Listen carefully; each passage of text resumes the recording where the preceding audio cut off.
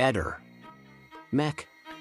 Pallister. Avvocato Gentile, buongiorno. A seguito di un video dello youtuber Eder, abbiamo insieme a lui rivalutato una cosa che lei ed il suo team avrete sicuramente già notato. A parte l'orologio che risulta prima indossato lento al polso, lo stesso risulta essere ancora sporco accanto a L righello forense. Successivamente si vede ancora a L polso ripulito alla stessa stregua della mano e allacciato stretto. Ora mi chiedo se si può pensare che l'orologio prima lento e poi stretto al polso possa essere conseguenza di un rigonfiamento del corpo e quindi anche del polso.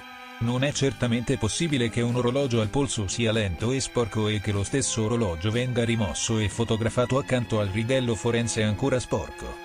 Anche se la macchia sul quadrante risulta essersi spostata di un quarto d'ora, e poi risulti al polso pulito ancora prima che la salma venga spogliata. Buon lavoro! Ehi, non dimenticare di iscriverti a questo canale.